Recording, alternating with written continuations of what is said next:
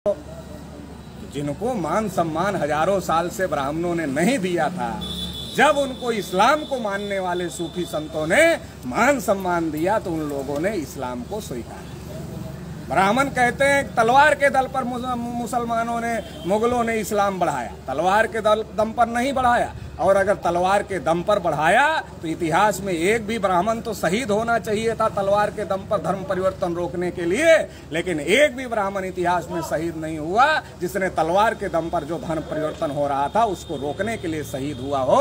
इसका मतलब तलवार के दम पर धर्म परिवर्तन नहीं हुआ, बल्कि जो लोग ब्राह्मणवादी व्यवस्था की गुलामी में थे उन्हें जब इस्लाम मिला तो इस्लाम में उन्हें आज़ादी लगी, तो इसलिए वो बड़े पैमाने पर मुसलमान हो गए।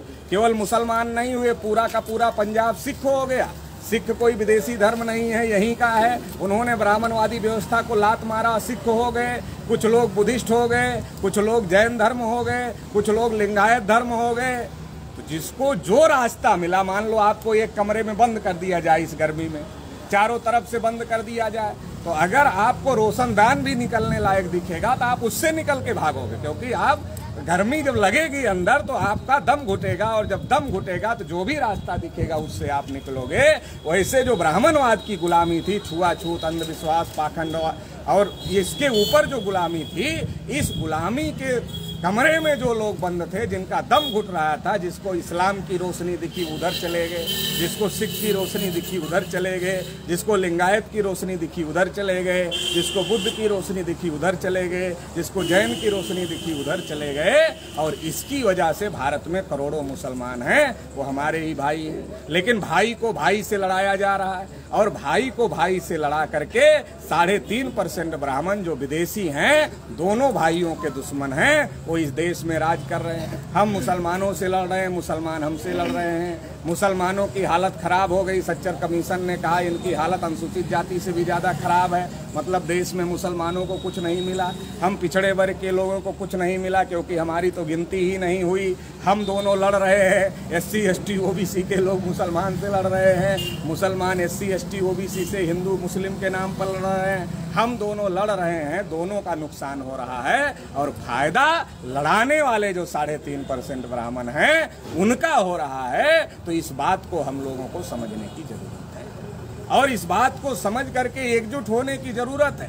इस देश में जितने अधिकार वंचित लोग हैं, शेड्यूल कास्ट के लोग अधिकार वंचित हैं, शेड्यूल ट्राइब के लोग अधिकार वंचित हैं, OBC लोग अधिकार वंचित हैं, माइनॉरिटी के लोग अधिकार वंचित हैं। जितने अधिकार वंचित लोग हैं, अगर उन सब की आबादी जोड़ दिया जाए तो ये आबादी 90% हो जाती है। और अगर 90% लोग इकट्ठा हो जाएं तो पंचायत से लेकर प्रधानमंत्री तक कब्जा कर सकते हैं, पंचायत से लेकर प्रधानमंत्री तक कब्जा कर सकते हैं। और ये कब्जा क्यों करना?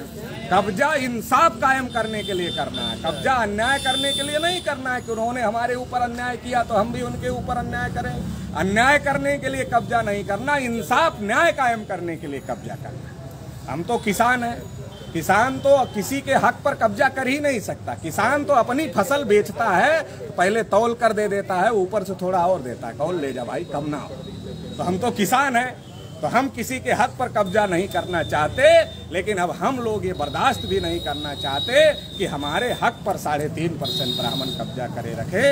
ये भी अब हम बर्दाश्त नहीं करना चाहते, और इसलिए ये यात्रा चल रही है, क्योंकि पिछड़े वर्ग का दिमाग ब्राह्मणों ने ज़्यादा खराब किया है। क्योंकि इनके घर में आने के लिए लाइसेंस की ज़रूरत होती नहीं है, तो आते रहते हैं, मुसलमानों के खिलाफ, शेड्यूल कास्ट के खिलाफ, आदिवासी के खिलाफ भड़काते रहते हैं, एक जाति को दूसरी जाति के खिलाफ भड़काते रहते हैं, और हमें आपस में ही लड़ाते रहते हैं। जब हम आपस में ही लड़ने में बिजी हैं तो हम दुश्मन से कब लड़ेंगे? हम आपस में लड़ रहे हैं, यादव कुर्मी से लड़ रहा है, कुर्मी कोयरी से लड़ रहा है, कोयरी निषाद से लड़ रहा है, निषाद राजभर से लड़ रहा है, राजभर चौहान से लड़ रहा है, OBC SC से लड़ रहा है, SC ST से लड़ रहा है, SC ST OBC मुसलमान से लड़ रहा है। और ये हम आपस में उलझे हुए हैं। उधर ब्राह्मणों ने पूरे देश पर कब्जा कर लिया है, तो इसलिए अब आपस में लड़ाई बंद करना पड़ेगा, और एकजुट होकर के जिसकी जितनी संख्या भारी उसकी उतनी हिस्सेदारी, सबकी गिनती करो। इस देश की चाहे विधायिका हो, संसद भवन हो, चाहे विधानसभा हो,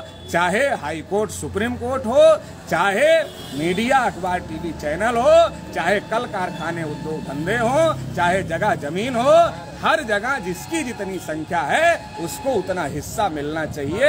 यही लोकतंत्र है और यही न्याय है। ये न्याय की लड़ाई के लिए राष्ट्रीय पिछड़ा वर्ग मोर्चा ये यात्रा चला रहा है। अभी तो उत्तर प्रदेश में चला रहे हैं, आने वाले समय में कश्मीर से लेकर कन्याकुमारी तक ये यात्रा चलाएंगे, पूरे देश के लोगों को जागृत करेंगे और फिर दिल्ली में 50 लाख ओबीसी के लोगों को इकट्ठा करेंगे। क्योंकि जब गांव में अधिकार नहीं मिलता, जब घर में अधिकार नहीं मिलता तो गांव में पंचायत होती है। किसी माँ बाप के 4 भाई हों, 3 को हिस्सा मिल जाए, चौथे को ना मिले तो गांव में पंचायत करता है कि नहीं करता, और हिस्सा ले लेता है। जब घर में हिस्सा ना मिले तो गांव में पंचायत होती है, और अगर देश में हिस्सा ना मिले तो दिल्ली में पंचायत करना पड़ेगा। वो दिल्ली में पंचायत की तैयारी चल रही है। 60 करोड़ ओबीसी के लोग हैं, 60 करोड़ में 59 करोड़ को छोड़ दो, केवल 1 करोड़ को तैयार करो। 1 करोड़ में से 50 लाख को छोड़ दो, केवल 50 लाख को दिल्ली बुलाए।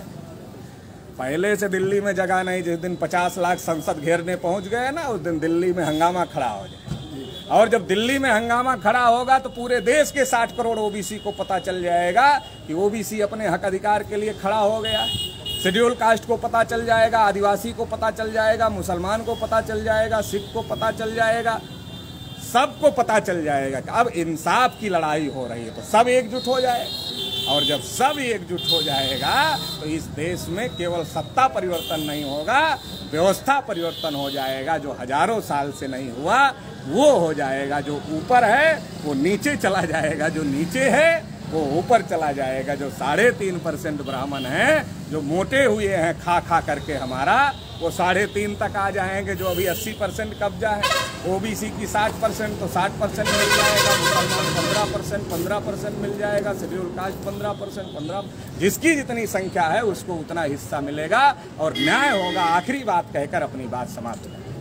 आप नई साइकिल खरीदते हो, नई मोटरसाइकिल खरीदते हो, नई कार खरीदते हो, दूसरे को चलाने के लिए देते हो? नहीं देते। क्यों नहीं देते? आपको लगता है साइकिल में पैसा हमने लगाया, मोटरसाइकिल में पैसा हमने लगाया, कार में पैसा हमने लगाया, दूसरे को चलाने के लिए देंगे। दूसरा आदमी ठीक प्रकार से नहीं चलाएगा और खराब कर देगा हमारी कार, मोटरसाइकिल, साइकिल। आप कार, मोटरसाइकिल, साइकिल नहीं देते दूसरे को चलाने के लिए, तो देश दूसरे को चलाने के लिए क्यों दे दिया? देश ब्राह्मणों को चलाने के लिए दे दिया। देश हमारा है, देश ही दूसरे को चलाने के लिए दे। जब हमारे पुरखे देश चलाते थे तो भारत विश्व गुरु था, भारत सोने की चिड़िया था, और आज की तारीख में कटोरा लेकर के विश्व बैंक के सामने खड़ा है। भिखारियों के देश में ब्राह्मणों ने कन्वर्ट कर दिया भारत को। इसलिए भारत को फिर से विश्व गुरु बनाना है, फिर से सोने की चिड़िया बनाना है। तो इसके लिए भारत के जो मूल निवासी हैं उन्हें ये कमान अपने हाथ में लेना पड़ेगा, और इसके लिए हम लोग लड़ाई लड़ रहे हैं। तो इस लड़ाई में आप लोग साथ सहयोग करेंगे, ऐसी आशा उम्मीद के साथ आपने मुझे सुना। इसके लिए आभार, धन्यवाद। जय मुल्ला।